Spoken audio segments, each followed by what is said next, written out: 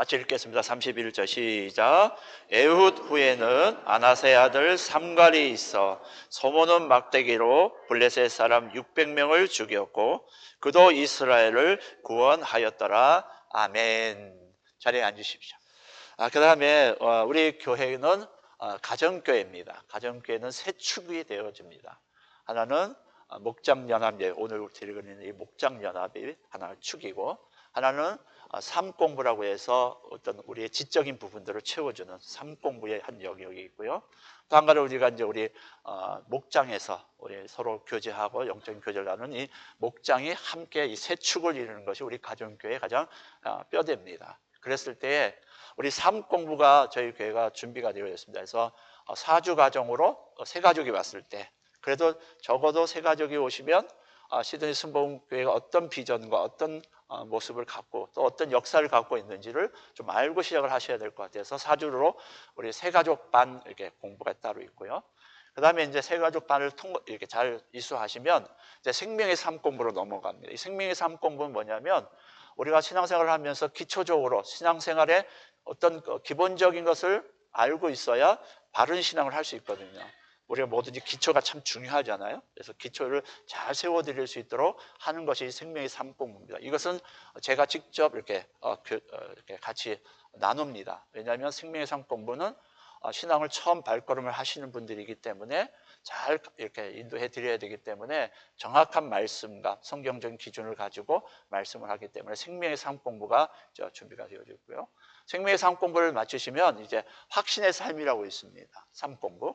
이건 한 4, 5주 되는데 확신의 삶이 뭐냐면 신앙의 확신, 구원의 확신. 많은 분들이 오랜 신앙생활을 하지만 오늘 당장 내가 죽어도 천국에 갈 수 있을까 없을까 확신하지 못하는 분들이 참 많거든요. 그리고 내가 정말 하나님의 자녀로서 구원을 받았는지에 대한 확신이 있는 거와 없는 거는 하늘과 땅 차이를 보일 수 있습니다. 그래서 이 구원의 확신의 삶 공부를 한 4주에서 5주 정도 합니다. 6주인가요? 6주죠. 6주 공부를 합니다. 이거는 우리 아주 유능한 강사가 따로 딱 준비가 되어 있어서 1대1 교육입니다. 그래서 1대1로 만나서 한 6주 동안 만나면서 차도 마시면서 구원의 확신을 가질 수 있도록 심어주는 그 공부가 있고요. 이 공부가 끝나면 새로운 삶 공부가 있습니다. 새로운 삶 공부 뭐냐면 우리가 이제 하나님의 자녀로 됐으면 뭔가 삶이 바뀌어야 되잖아요. 그냥 뭐 삶은 안 바뀌고 세상적인 삶을 그대로 살아서는 우리가 아니다. 그래서 새로운 삶을 살기 위한 어떤 방법이 뭐냐? 어떻게 하면 새로운 삶을 살 수 있느냐? 이 부분을 가르쳐주는 영역이 바로 새로운 삶 공부의 영역입니다. 그래서 이 삶 공부를 또 마치면 또 우리 경건의 삶이라고 있습니다. 그때는 이제 하나님을 어떻게 개인적으로 큐티나라든지 이런 것을 통해서 어떻게 하나님과 직접적으로 교제하면서 더 한 걸음 성숙되도록 만드는 과정이 이게 이제 경건의 삶이 있고요. 그 다음에 이제 하나님을 경험하는 삶이라고 있습니다. 뭐 하나님을 경험하도록 직접적으로 하나님을 어떻게 우리가 신앙생활 하면서 뭐 제가 자주 질문을 받는 것 중에 하나가 목사님 어떻게 하면 하나님을 만날 수 있어요? 이런 질문들을 많이 받거든요. 그랬을 때 하나님을 어떻게 우리가 만날 수 있는지를 또 한번 기도를 이렇게 길을 제시해 주는 이게 바로 하나님을 경험하는 삶. 이렇게 5가지의 과정이 일단 기본적으로 우리 교회는 준비가 되어 있기 때문에 여러분 언제든지 내가 이 부분을 좀 내가 부족한데 이 부분을 좀 채워야 되겠다. 이거는 언제든지 요구를 하시면 여러분의 시간과 여러분의 환경에 맞춰서 저희들이 맞춤형 교육입니다. 목사님 저는요 시간이 없고 그래서 밤 12시 해야 되는데요. 그러면 12시에도 제가 갑니다. 걱정하지 마십시오. 제가 12시에도 충분히 갈 수 있으니까 12시를 원한다 그러면 12시에 한밤중에 저 카페에 앉아서 같이 이렇게 공부를 하시면 됩니다. 그러니까 편안한 시간에 얼마든지 말씀에 대한 사모함과 또 뭔가 좀 새롭게 배워야 되겠다는 생각을 갖고 계시면 언제든지 자기 그 수준에 맞춰서 신청을 해주시면 신청은 저 뒤에 계신 우리 행정을 담당하고 있는 조종희 전사님한테 신청을 해주시면 시간하고 뭐 여러 가지 것들을 제시해 주시면 저희가 거기에 맞춰서 스케줄을 짜서 이렇게 잘 진행하도록 하겠습니다. 그러니까 우리가 균형을 이루는 게 참 중요하거든요. 목장에서는 서로 정을 나누고 서로 아픔을 나누고 서로 기도 제목을 나누면서 정적인 부분들을 해소하고 또 연합 예배를 통해서는 의지적인, 내가 말씀을 듣고 예배하면서 이렇게 살아야 되겠구나 하는 이 의지적인 결단하는 것이 이 목장 연합 예배입니다. 그럼 목사님, 예배면 예배지 목장 연합 예배는 또 뭡니까? 이렇게 궁금하신 분이 있을 수 있어서 목장 연합 예배는 뭐냐면 각 목장은 저희 가정교회 핵심 뭐냐면 각 목장이 하나의 교회 공동체입니다. 그러니까 지금 우리가 교회 공동체를 이루듯이 하나의 교회로서 선교도 목장에서 선교도 스스로 하고 또 구제도 하고 예배도 드리고 서로 교제도 이런 하나의 교회가 이 각 목장의 역할을 하는 겁니다. 그래서 목자 목녀님은 거의 저하고 동격입니다. 저하고 맞먹습니다. 그래서 모든 목원 식구들과 모든 것들은 우리 목자 목녀들하고 상의하고 그리고 이제 저희들이 또 한 달에 한 번씩 목자 목녀들이 모이는 초모임이라는 게 있습니다. 그래서 그때 목자 목녀님들이 다 모여서 한 달 동안 우리 목장에서 일어난 여러 가지 일들을 같이 교제하고 기도 제목을 삼고 또 어려운 점이 교회적으로 어려운 점이 있으면 또 우리가 함께 교회에서 이렇게 이런 식의 어떤 것이 바로 우리 가정교회 모습이니까 여러분 그걸 잘 이해를 하시고 활용을 많이 하시고 또 삶 공부도 많이 배우시고 그러면 믿음이 쑥쑥쑥쑥 자라갈 수 있습니다. 그리고 중요한 게 뭐냐? 자라가는 것도 아주 튼튼하게 자라갈 수 있습니다. 그러니까 여러분 그렇게 아시고 잘 편하신 대로 마음 편하신 대로 시간을 가지고 준비해 주시면 좋을 듯 싶습니다. 구체적인 더 궁금한 거 있으시면 저 뒤에 우리 행정전사님이나 우리 초원직인 우리 박명훈 전사님한테 말씀을 해주시면 더 자세하게 배울 수 있습니다. 확실히 단합대회를 하니까 확실히 달라지네요. 어제 우리 청년부하고 찬양팀이 단합대회를 한번 했거든요. 우리 목자 집에 가가지고 양고기하고 스테이크를 아주 잘해주셔서 진짜 먹었더니 아마 오늘 찬양팀이 힘이 막 뿔쩍뿔쩍 나는 것 같아요. 확실히 분위기가 틀려지죠? 그래서 이게 단합대가 이래서 필요한 거구나. 제가 아까 찬양을 하면서 단합대가 이래서 효과가 있구나. 진짜 느꼈습니다. 단합대 자주 해야 되겠네. 그래서 거덜나는 집들이 있긴 하겠지만 어쨌든 단합대는 필수한 것 같습니다. 자, 여러분 일본의 그 경영의 신이라고 불리웠던 마스시타 고노스라고 하는 분을 아십니까? 마스시타 고노스. 처음 들어보세요? 이분이 누구냐면 파나소닉이라고 하는 회사 아시죠? 일본의 제품을 만들었던 이 파나소닉을 만드셨던 분이 바로 이분입니다. 마스시타 고노스. 이분이 굉장히 경영을 잘 하신 분이에요. 지금 뭐 파나소닉이 조금 쇠퇴는 하긴 했지만 그래도 아직 존재를 하고 있죠. 이분이 은퇴한 이후에도 회사가 위기에 빠지자 회사가 너무 어려우니까 이분을 다시 백업을 해서 그 어려운 시기를 또 한 번 넘겼던 아주 경영의 신이라고 할 만큼 아주 탁월한 분이십니다. 이분이 이제 파나소닉이 좀 위기를 겪으면서 잘 극복을 하고 이제 좋은 어떤 결과물을 냈을 때 한 기자가 이 경영의 신이었던 이 마스시타 고노스라고 하는 분에게 물어봤어요. 회장님, 성공의 비결이 무엇이라고 생각하십니까? 이렇게 물었어요. 그랬더니 그는 대답하기를 기자들이나 여기 주변에 모였던 많은 사람들이 대답하기에는 좀 뭔가 새로운 어떤 핵심적인 대답을 기대했는데 이분이 대답하기를 내 성공의 비결은 나의 약점에 있습니다. 그렇게 나의 약점에 있습니다. 약점이 내 성공의 비결입니다. 그렇게 얘기를 합니다. 그러니까 사람들이 다 깜짝 놀란 거죠. 뭔가 경영의 신이니까 뭐 새로운 걸 제시할 줄 아는데 자신의 약점이 승리의 비결이다, 성공의 비결이다 이렇게 얘기를 하는 겁니다. 그러면서 계속해서 이 회장님이 이야기를 하기를 자신에게는 늘 세 가지의 약점이 있었다는 겁니다. 첫 번째가 가난이라고 하는 약점이 있었다는 거예요. 가난. 그러니까 가진 것이 없었기 때문에 어릴 때부터 일을 가려가면서 할 수 없었기 때문에 닥치는 대로 일을 할 수밖에 없었기 때문에 자신이 거기에서 야성이 생겼다는 거죠. 이것저것 하면서 막 세상에 일 가릴 것 없이 막 이것저것 해봐야 되기 때문에 그러면서 자기 안에 야성이 생겼고 그러면서 또 뭐가 생기냐면 지혜가 생기더라는 거예요. 그래서 이 가난이라고 하는 것이 자신의 약점임에도 불구하고 성공할 수 있는 비결이었다. 그렇게 얘기를 하고 있습니다. 또 한 가지는 뭐냐면 배움이 없었다는 겁니다. 이분이 뭐 대학을 나온 것도 아니고 배움이었었다는 거예요.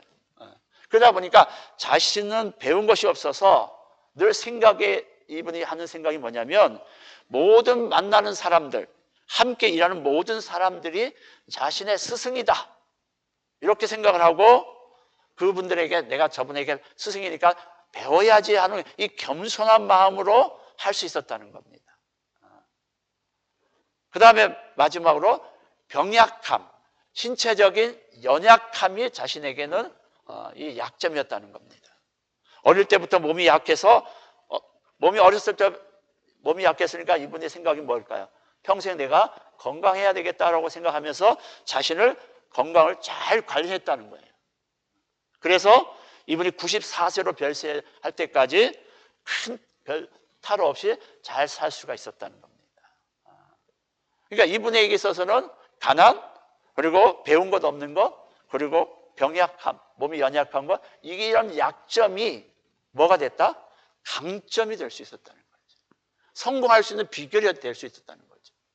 보통 이런 어떤 약점을 가지고 있으면 나는 이래 배운 게 없어서, 나는 가난해서, 나는 몸이 약해서 뭘 할 수 없어, 이렇게 대부분 사람들이 이렇게 생각할 수 있는데 이분은 그렇지 않았다는 거죠. 그래서 성공할 수 있었다는 겁니다. 사람들은 생각하기에 흔히 장점이 많은 사람들이 쓰임을 받을 수 있을 거고 장점이 가진 사람이 훌륭하게 뭔가를 해낼 수 있을 거라고 생각을 합니다. 이 생각은 하나님 앞에서도 마찬가지예요. 하나님이 그래도 적어도 우리가 구약에 보면 하나님이 제물을 받으실 때 온전한 것, 깨끗한 것, 흠없는 것, 이런 것을 받아서 기뻐 받으셨듯이 아마 사람들 가운데는 약점이 없는 사람, 그래도 강한 사람, 능력이 많은 사람, 재능이 많은 사람, 이런 사람이 하나님을 쓰실 거라고 보통 우리가 생각할 수 있습니다. 그러나 성경이나 우리 기독교 역사를 이렇게 쭉 돌아봤을 때에 자신의 어떤 장점을 믿고 하나님을 전혀 의지하지 않고 교만하다가 무너지는 사람이 있는가 반면에 자신의 그 약점 때문에 그 약점이 오히려 복이 되어져서 하나님을 평생 의지하고 살았던 사람들을 종종 볼 수 있습니다. 그 대표적인 사람이 누굴까요? 바울이죠. 바울. 그에게 늘 가시가 존재했습니다. 그래서 3번이나 하나님 앞에서 이 가시를 좀 제거해달라고 수없이 하나님 앞에 고백했지만 내게 있는 게 내게 족하다 이러시면서 그에게 그 약점을 통해서 늘 이 바울은 어떻게 했을까요? 하나님 앞에 늘 부족하다, 연약하다, 내 힘으로는 안 된다, 이것들을 늘 몸에 체득하면서 몸에 항상 가지고 그런 믿음의 사역을 감당했을 때 우리가 기독교 역사상에 있어서 가장 훌륭한 하나님이 쓰시는 종이 됐단 말이죠. 아마 바울이 이런 약점이 없었다면 바울이 얼마나 탁월한 사람입니까? 학문적으로도 그렇고 가문적으로도 그렇고 정말 탁월한 사람이잖아요. 이런 사람에게 그런 약점이 없었다면, 가시가 없었다면 아마 안 그래도 우리가 이 바울이 변하기 전에 사울의 모습 속에서 보면 굉장히 사람이 악한 사람이 믿는 사람들을 잡아채키고 그 다음에 유대인 중에 유대인이라고 하는 그 자부심이 대단했던 사람 아닙니까? 내가 하나님의 모든 율법을 다 깨차고 있다라고 하면서 굉장히 자부심이 센 사람이었던 이 사울이 변하여 바울이 됐는데 그 바울이 될 수 있었던 게 뭐예요? 그런 약점이 있었기 때문에 하나님 앞에서 그렇게 더 낮아져서 나는 나의 나된 것은 주의 은혜라고 고백을 하면서 늘 하나님 앞에서 은혜를 구하는 그런 겸손한 사람이 된 것이 아닐까.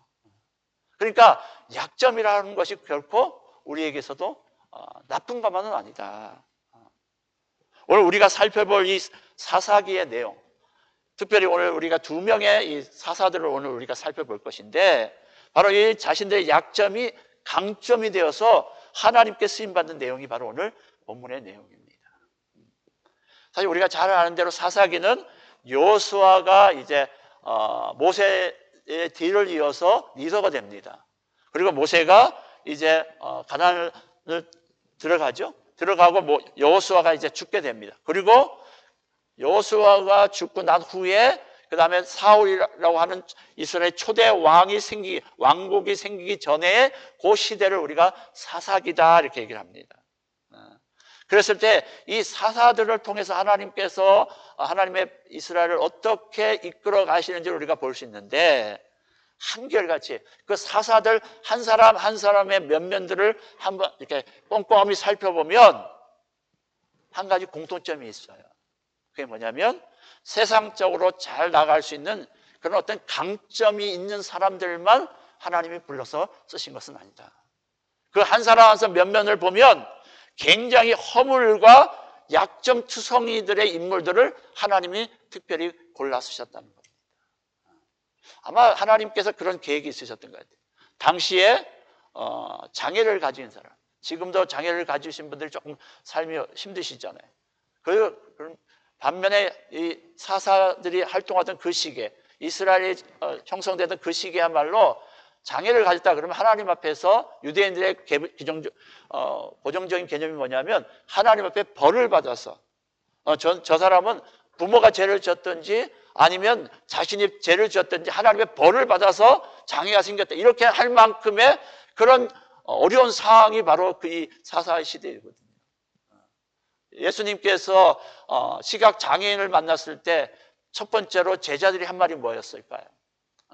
예수님, 저 장애를 가진, 눈에 장애를 가진 저 사람이 저 사람의 죄입니까? 저들의 부모 죄입니까? 벌써 유대인의 사고 개념은 바로 그런 거였거든요. 그러니까 이 사사시대에 장애를 가졌다는 것은 굉장히 저주받은 인생, 뭐 이런 개념을 가질 수 있거든요.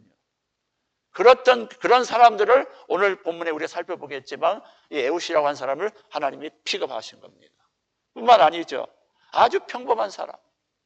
그냥 자기에게 평생 주어진 직업을 그냥 아무 유명하지도 않는 무명한 사람, 그냥 소를 몰고 다니면서 이리야 하면서 막대기로 소나 치던 사람을 하나님이 픽업을 하신단 말이죠.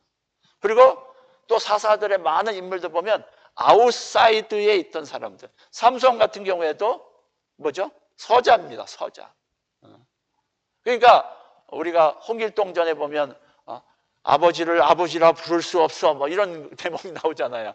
그러니까 이 서자의 그 한이 굉장히 많잖아요. 삼손도 그런 위치에 있었단 말이죠. 그러니까 환경적으로나 배경적으로나 신체 모든 여건에 봐서는 당시에 다 아웃사이드에 있던 사람. 요즘 신세대들 말로 뭐다? 루저에 있던 사람들을 하나님께서 다 픽업하셔서 그때마다 쓰시는 것을 우리가 볼 수 있다는 겁니다. 허물과 약점투성인 그들을 하나님이 선택하고 부르셔서 어떻게 해요? 그들에게 하나님의 신, 하나님의 영, 하나님의 성령을 그들에게 부어주셔서 그들의 약점이 하나님이 쓰시는 뭐가 되도록, 강점이 되도록 하나님이 쓰시는 도구가 되게 하셔서 그 어려운 시대를 하나님께서 승리케 하시는 것을 볼 수 있는 것이 바로 이 사사기의 내용이다, 그 말입니다. 가진 것 없는데, 약점이 많은 사람인데 하나님께서 함께 하시니까 세상 사람들이 볼 때에 하나님이 저런 사람도 쓰시네? 야, 정말 하나님 대단하시네? 하나님 큰 일을 감당하네? 이야, 어떻게 저런 사람이 저런 일을 할 수 있지? 라고 하는 그런 세상 사람들이 볼 때 그런 하나님을 영광스럽게 하는 그런 일들을 하시기 위해서 하나님께서 이 힘들고 어렵고 아웃사이드에 있는 사람들을 불러서 쓰시는 것이 바로 오늘 이 사사기의 주된 메시지 중에 하나의 또 다른 메시지입니다. 사사기의 가장 큰 주제 중에 하나는 자기의 소견대로 살았다, 이스라엘 백성들의 자기 생각대로 살았다고 하는 또한 큰 줄기가 하나가 있고, 또 우리가 다른 관점에서 보면 바로 오늘 이런 약점이 많은 사사들을 하나님께서 어떻게 강점 있는 사람으로 만들어서 쓰시는지를 보여주는 것이 바로 이 사사기의 또 다른 한 물줄기가 될 수 있다는 겁니다. 우리가 오늘 이 사사기 약점 투성인 이 사람들, 사사들을 가운데 두 명을 통해서 볼 건데, 하나님께서 약점을 사용하실 때 그 약점이 얼마나 큰 강점이 될 수 있는지를 오늘 여러분이 주목하셔서 함께 나눴으면 좋겠습니다. 그리고 오늘 내가 가진 이 약점이 오늘 이 시간 이후로, 오늘 말씀을 듣는 이 시간 이후로 내 약점이 더 이상 나의 약점이 아니라 하나님이 쓰시는 나의 도구가 되어져서 하나님이 나와 함께 하시는 임재의 도구가 되어서 나로 하여금 더 강점이 있는 사람으로, 세상을 변화시킬 수 있는 강점의 사람으로 바꾸어 갈 수 있다고 하는 확신을 갖는 저와 여러분 되시길 주의 이름으로 축복합니다. 그걸 이제 오늘 사사기를 통해 볼 수 있는 겁니다. 많은 사람들이 그러죠. 목사님, 나는 약점이 많아요. 나는 말주변도 없고요. 나는 성격도 이상하고요. 나는 뭐 가진 것도 없고요. 나는 이러면서 나는 약점이 너무 투성이에요. 이렇게 얘기하시는 분이 있어요. 오늘 이 말씀을 듣고 우리 은혜의 공동체 안에 모든 분들이 오늘 여러분의 입술에서, 여러분의 생각과 마음속에서 나는 더 이상 약점 있는 삶이 아니다 라고 고백할 수 있기를 주의 이름으로 축복합니다. 제가 보겠습니다. 이렇게까지 열을 올려가면서 설교를 했는데 계속 목사님 나는 뭐 약점이 이러면 나는 이제 그때는 이제 자, 벌금 내십시오. 이렇게 할 겁니다. 자, 오늘 두 명의 사사 가운데 첫 번째 사사는 바로 에후라고 하는 사람입니다. 에후. 이 사람은 우리가 앞에서 얘기했지만 신체적 약점을 가진 사람이에요. 그 신체적 약점이라는 게 뭐냐면 보통 우리가 오른손잡이인데, 그죠? 이 사람이 왼손잡이에요. 왼손잡이. 목사님, 왼손잡이가 뭐 그렇게 저거 될 수 있어요? 왼손잡이가 오히려 지혜롭고 또 이렇게 뭐가 좀 야구 같은 경우도 왼손잡이가 야구도 잘하고 뭐 그러던데요. 물론 그렇게 볼 수 있어요. 근데 이 사사기가 기록될 당시, 아까도 얘기했지만 어떤 다른 사람과 다른 신체적 결함을 가지고 태어났다 그러면 그런 어떤 이상하게 보는, 저주받은 인생, 이렇게 보는 인생이었단 말이에요. 그러니까 그 당시 사회적인 어떤 개념과 사회적인 관계 속에서 이 에후는 굉장히 어려운 시간을 보내고 있었습니다. 그래서 많은 사람들이 외면하고 저는 약점이 있을 뿐만 아니라 저주받은 인간, 막 이런 식으로 그를 몰고 가고 있는 시대였단 말이에요. 그런데 하나님께서 이 에후를 어떻게 쓰시느냐? 하나님께서 이스라엘에게 전쟁이 났을 때 이 사람들이 저 에후 저거 몸이 저 이상한 사람이니까 저 적군에 곡물 바치러 그냥 보내, 저 사람 보내, 이러는 거예요. 그래서 이 에후가 어떻게 해요? 이스라엘 백성들이 바쳐야 될 이 곡물을 가지고 그 전쟁터에 가서 그 적군을 만났을 때 이 왼손잡이니까 이 적군 역시도 어떤 생각을 가집니까? 저 적군이 왼손잡이가 무슨 일을 할 수 있겠어? 보통 힘을 주려면 오른손잡이가 뭐 칼을 잡든 뭘 잡아서 우리를 해칠 수 있지, 뭐 왼손잡이가 무슨 힘이 있어서 우리를 해칠 수 있어 하면서 뭘 했다? 무장해제를 하게 만듭니다. 그랬을 때 이 에후가 왼손 칼을 들고 가서 적군을 향해서 그 적군을 없애는 일을 하게 되지요. 그랬을 때에 그 이스라엘 백성들이 그 구원을 받는 것을 볼 수 있습니다. 그러니까 우리가 이 에후의 사건을 통해서 볼 수 있는 게 뭐예요? 에후의 그 약점이 오히려 상대방의 마음을 열게 해서, 특별히 적군의 마음을 열게 해서서 기회를 잡게 하고, 그로 인해서 이 이스라엘 백성들을 구원하는 하나님의 그 놀라운 일에 이 에후가 쓰임받는 것을 볼 수 있습니다. 많은 사람이 장애인이라고, 몸이 불편한 사람, 이상한 사람이라고 외면하고 손가락질 했을 때에 그가 그 약점이 오늘 하나님 앞에 들어 쓰임을 받으니까 어떻게 해요? 강점이 되더라, 그 말이에요. 상대방의 마음을 풀어 제키는, 적군의 마음을 움직이게 하는 이런 도구로 쓰임받게 해서 어떻게 해요? 약점이 강점이 되도록 하다, 그 말이에요. 그 다음에 오늘 또 한번 우리가 살펴볼 사람이 바로 이 삼갈이라고 하는 사람입니다. 이 삼갈 역시 아주 평범한 사람이었어요. 어떤 사람? 그냥 농사 짓는 농부였습니다. 막대기 들고, 소 막대기 들고 그냥 이렇게 농사를 짓는 사람이었습니다. 그런데 이 사람이 어떤 사람이 됐어요? 이 소 모는 막대기를 가지고, 그냥 뭐 전쟁에 쓰는 칼이나 창이 이런 것도 아니고 뭐예요? 그냥 소 모는 막대기를 가지고 몇 명? 600명이나 없애는, 600명, 적군을 600명이나 없애는 그 도구로 하나님 앞에 쓰임을 받았다, 그 말입니다. 쉽게 말하면 이런 겁니다, 여러분. 우리 주부님들 계시죠? 여러분이 자주 쓰시는 게 뭐죠? 후라이팬. 이 후라이팬을 가지고 몇 명을? 600명을 없앴다, 이 얘기입니다. 이게 가능한 일일까요? 영화 보니까 나오긴 하더라고요. 쿵우 영화 같은 데 보면 막 후라이팬 가지고 막 맞고 하긴 하더라만, 사실은 우리가 이 후라이팬 가지고 적군 600명, 뭐 사전에 뭐 영화에 나오는 사람들처럼 뭐 쿵우를 했다다 이것도 아니고 그냥 평범하게 소뚜껑 운전하다가 적군을 만났는데 이걸 600명으로 딱 했다. 이건 진짜 대단한 것 아닙니까? 아주 평범함, 지극히 평범함이 하나님 앞에 들렸으니까 굉장한 하나님의 강점이 되더라. 그러니까 우리가 이 애후나 이 삼갈의 공통점에서 배울 수 있는 게 뭐예요? 우리가 부족하니까, 우리가 연약하니까, 우리가 약점이 많으니까 그냥 우리는 뭐 할 수 있다. 그냥 하나님 마음대로 아름답게 그냥 쓰세요. 마음껏 쓰세요. 이런 자세가 되니까 하나님이 쓸 수 있는 거예요. 근데 내가 강점이 많아서 나는 이것도 가지고 저것도 가졌어. 그러면 어떻게 해요? 나 나름대로의 프라이버시가 있고 나만의 프라이드가 있기 때문에 하나님이 나를 마음껏 하나님 원하시는 대로 쪼물딱 해서 쓸 수가 없게 되더라. 그 말이에요. 그러니까 오히려 약점이 많은 사람이 어떻게 해요? 더 하나님 앞에 겸손히 하나님 앞에 더 쓰임을 받을 수 있는 기회가 훨씬 더 많을 수 있다는 겁니다. 왜? 쓰임 받고 안 쓸 거는 하나님이 하시는 거예요. 그래서 이사야서 보면 토기장이 이야기 나오잖아요. 그죠?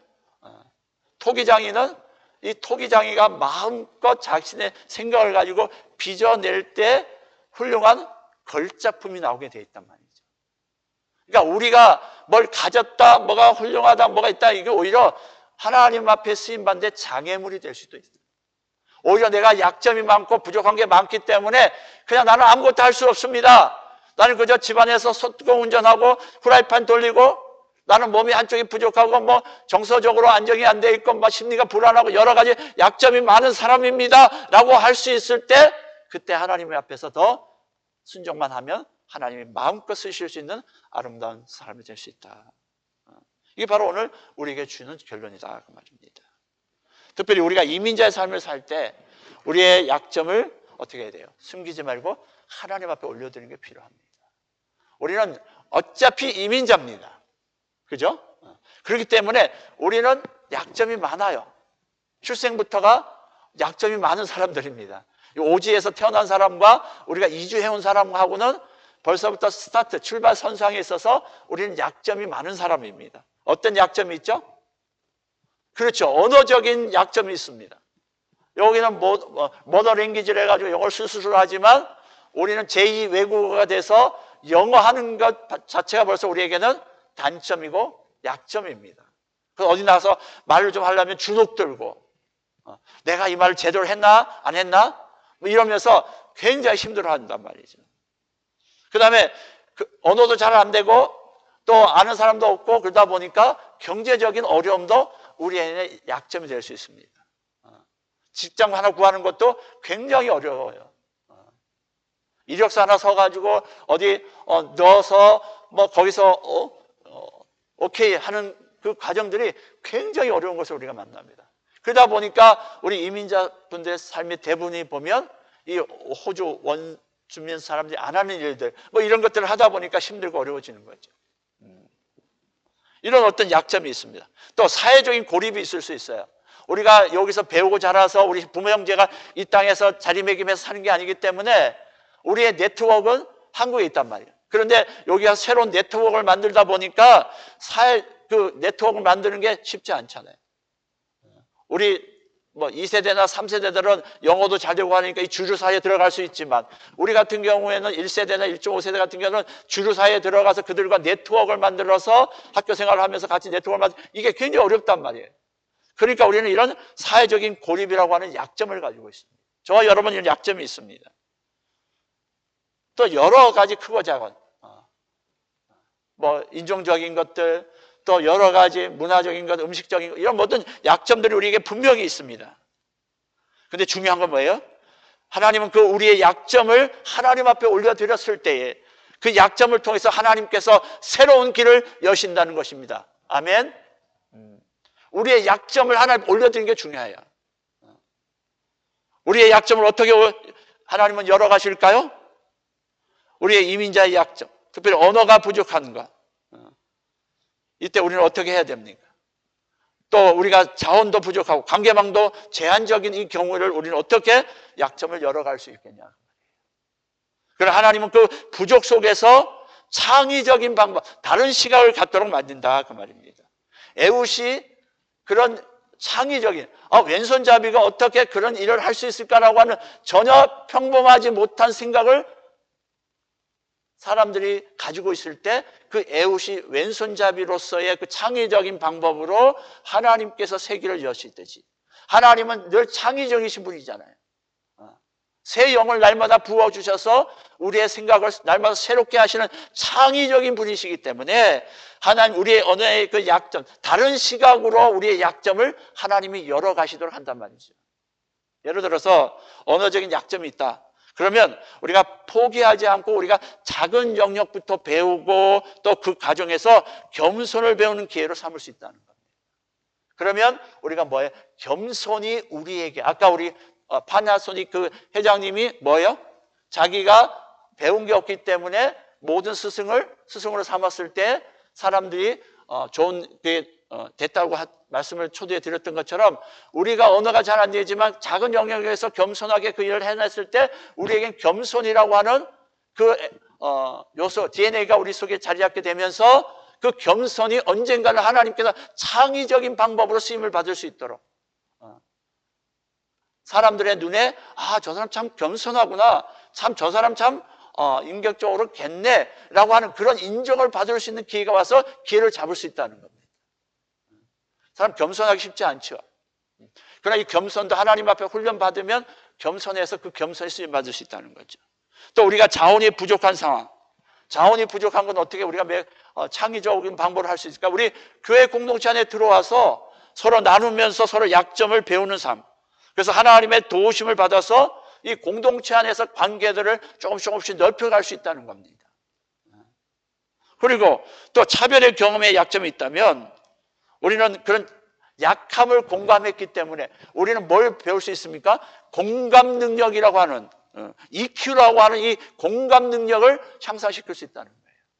여러분 앞으로는 어떤 사람이 지적인 사람, 어떤 능력이 이런 사람이 필요한 건 아닙니다. 직업들도 앞으로는 어떤 지식적이고 전문적인 지식들은 뭐가 다 할 수 있어요? AI가 다 처리합니다. 이제는 그 AI가 할 수 없는 영역들, 어떤 영역? 이 공감하는 능력, 정서적인 영역, 이런 영역 속에 계신 분들이 살아남는다 그래요. 그런 면에서 목사는 살아남을 수 있을 것 같아요. 목사는 영적이고 정서적인 거기 때문에 목사는 어떤지 살아남을 것 같아요. 너무 감사해요. 어쨌든 EQ라고 하는 것을 우리가 하나님 앞에 공감할 수 있는 능력을 기울이는 겁니다. 그런 어떤 차별의 경험이 있다 보면 내가 차별당해 보면 차별받는 사람이 얼마나 힘든지를 알잖아요. 그럼 뭐 할 수 있어요? 위로할 수 있단 말이죠. 공감할 수 있단 말이죠. 이런 것들을 통해서 이런 약점들이 하나님 앞에 감점으로 쓰임받을 수 있다는 겁니다. 또한 우리가 삼갈의 모습 속에서 삼갈의 특징이 뭐라고요? 평범함. 아무 어떤 특별한 것이라고 볼 수 없는 이 평범함이 하나님 앞에 어떻게 쓰여져 있는지를 우리가 삼가를 통해서 볼 수 있다는 겁니다. 여러분은 대부분 그렇게 생각하죠. 나는 참 평범해. 여러분 그렇게 다 생각하시죠? 나는 그렇게 뭔가 장점이 없는 것 같아. 대부분 분들이 다 그렇게 생각하시더라고요. 나는 참 평범한 것 같아. 근데 여러분 사실 세상에 뜨는 거는 저 유명해지고 하는 것은 순식간이더라고요. 요즘 미국에서 뜨는 거 여러분 아시죠? K-팝 드래곤인가요? 그 한국의 그 K-팝하고 또 한국의 그런 어떤 문화적인 것들을 연결해 가지고 그 노래를 만드는데 한국 분이 영화와 이렇게 만화 영화를 만들어서 했는데 지금 세계적인 센세이션을 일으키잖아요. 호주에서도 보니까 호주 이 전 지역에서 모이는 에어로빅 무슨 대회가 있는데 거기에 그 영화에 삽입됐던 그 음악이 그 배경음악으로 막 하는 요즘 어디 여러분 마트 같은 데 가시면은 막 하는 그런 거 다 들으실 거예요.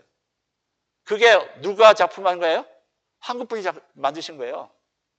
이분이 연습생으로, 아이돌 연습생으로 한 15년 하다가 자기가 도저히 안 될 것 같아서 이제 나왔어요. 근데 이분이 누구냐면 그 한국의 유명한 배우 신영균 씨인가요? 그분의 외손자야. 외손녀. 그래가지고 이제 이분이 미국 가가지고 한 10몇 년 동안 이제 막 자포자기 하면서 그렇게 살다가 이 제안이 들어와서 이 음악을 하나 만들었는데 지금 세계적인 센세이션을 일으키는 거예요. 지난번에 또 뭐예요? 아파트. 그거 해가지고 또 한국 분이 또 우리 호주 자매가 또 뜨더니 이번에는 또 한국의 이런 이제 우리하고는 좀 정서가 틀린 건데 뭐예요? 그 저승사자 그 배경 있잖아요. 삭가 쓰고 온 거. 이게 해가지고 또 뜨더만요. 그러니까 한국적인 것이 뭐다? 세계적인 것이다라고 하는 말이 지금 이제 이루고 있는 것 같아요. 누가 그렇게 될 줄 알았습니까? 벌써부터 뭐 2편, 3편 만들자고 뭐 저거 하고 막 난리도 아니고. 그래서 지금 다들 지금 한국에 대해서 굉장히 지금 시간이 많이 갔네요. 빨리 끝내야 될 것 같은데. 트럼프나 세계가 다 한국을 바라보고 있잖아요.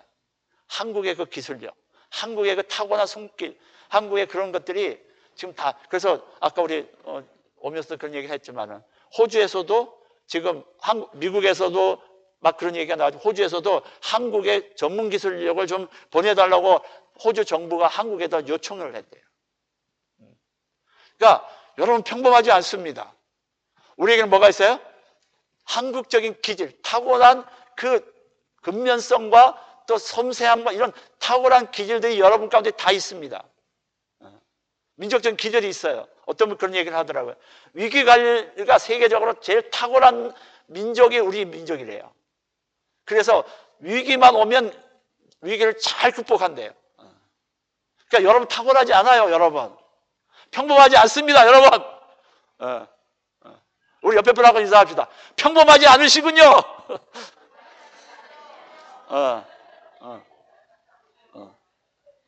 우리 평범하지 않아요, 여러분. DNA가 있어요.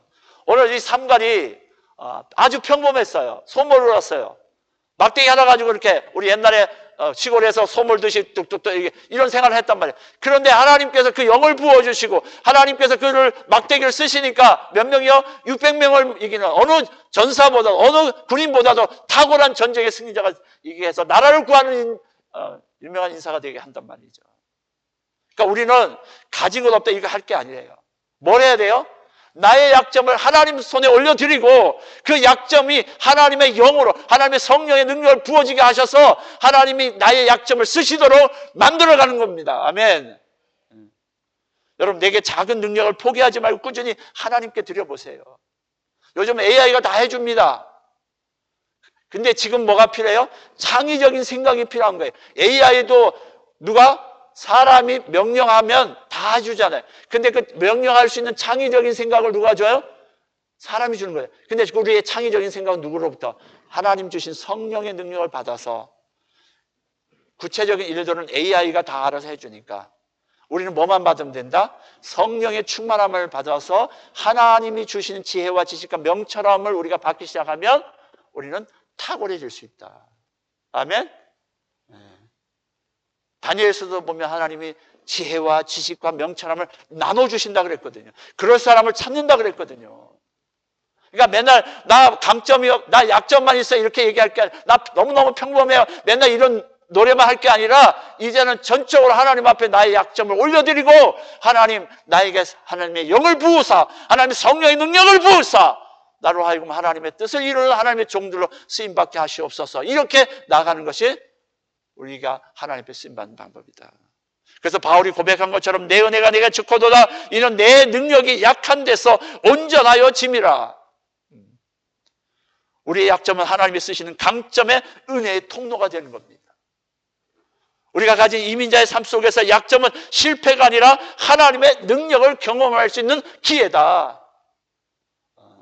왜 하나님이 나를 이민자의 삶을 살게 해서 실패와 남들이 겪지 않는 그런 일을 겪게 하셨을까요? 하나님은 우연이 없으시다고 하는데 분명히 거기에는 목적이 있는 겁니다. 거기엔 분명히 하나님의 계획이 있는 거예요. 여러분의 약점도 하나님의 계획이 있는 겁니다. 약점을 직면하고 인정하고 하나님께 드릴 때 그것은 하나님의 구원의 도구가 되는 겁니다. 우리의 왼손, 우리의 막대기, 우리의 부족한 언어, 우리의 연약한 네트워크, 이건 중요하지 않습니다. 이런 것도 하나님이 들어 쓰실 수 있다는 겁니다. 약점을 부끄러워하지 말고 하나님께 드리기를 힘쓰십시오. 그리고 약점을 공동체와 함께 서로 나누면서 이야기를 하십시오. 그리고 작은 도구를 능력이라도 늘 충성스럽게 하나님 앞에 헌신하십시오. 도시락 하나가 하나님의 예수 그리스도의 기적을 통해서, 감사기도를 통해서 5,000명을 먹이고 12바구니나 남기는 놀라운 기적이에요. 작은 도시락 하나가. 여러분이 이런 것들을, 나의 작은 것이라도 하나님 앞에 드리는 것들을 하시기 시작한다면, 나의 약점을 부끄러워하지 말고 늘 하나님 앞에 드리기를 힘쓰기 시작한다면, 반드시 하나님께서 애굽과 삼갈처럼 하나님은 우리의 약점을 통해서 이민자의 삶을 새로운 길을 열어 가실 줄 믿습니다, 여러분. 약점을 극복하는 힘은 우리의 노력보다는 전적인 하나님의 손에 있음을 믿고 하나님 손에 붙들려야 돼요. 이제 방법이 없습니다. 우리는 하나님 손에 붙들리는 방법밖에 없어요. 내가 경쟁해서 하려면 안 돼요. 나는 하나님 앞에 붙들려서 하나님이 주신 지혜와 지식을 가지고 새로운 아이디어를 가지고 창의적인 그건 창의적인 건 하나님 따라올 사람이 없잖아요. 하나님이 직접 주시는 그 아이디어와 하나님 주신 그 창의적인 걸 가지고 나는 뭐한다? AI를 부려가면서 어떻게 살아간다? 하나님이 나의 약점을 강점으로 만드셔서 그런 통로가 되는, 그래서 오늘 약점이 복이 되도록 만들어 가시는 저와 여러분 되시길 주의 이름으로 축복합니다. 기도하십시다. 이제는 우리를 죄악 가운데서 구속하신 예수 그리스도의 놀라우신 은혜와 우리를 사랑하셔서 내 모습, 내 모양 이대로 태어나게 하시고 성장하게 하시고 환경 가운데 역사하셔서 하나님이 우리를 얼마나 사랑하시는지를, 그 사랑을 경험하게 하신 그 하나님의 극진하신 사랑하십니까? 나의 연약함, 나의 부족함에도 불구하고, 나의 약점에도 불구하고 항상 내 안에 내주하셔서 나와 더불어 먹고 마시면서 나를 위로하시고 때로는 격려하시며 생각나게 하시며 깨닫게 하시며 결정하게 하시는 성령님의 교통 위로 충만하신 역사가 오늘 다시 한번 나의 약점이 더 이상 약점이 아니라 하나님의 은혜의 통로가 된다는 사실을 오늘 사사기를 통해 다시 한번 결단하고, 이제 하나님 약점을 더 하나님 앞에 올려드리고 더 하나님 앞에 자랑하고 더 하나님 앞에 내어드림으로 이제는 그 약점이 강점으로 바뀌는 역사를 체험하고, 또한 우리의 이민자의 삶이 하나님 그 쓰시는 약점이 강점의 삶으로 바뀌어지는 놀라운 변화의 삶을 살아가기로 작정하고 이 자리를 떠나가는 우리 모든 은혜의 가족들 한 분 한 분 머리머리 위에와 저들의 가정과 직장과 사업장 위에 지금 진행하고 있는 모든 계획들, 또 앞으로의 모든 계획들 위에, 또 특별히 이 시간 병원에 계신 우리 장로님과 출타 중에 있는 우리 목녀님과 출타 중에 계신 우리 안수 집사님과 이제 참여하지 못한 우리 모든 은혜의 가족들을 위해 이제로부터 영원토록 함께 계실지어다. 아멘.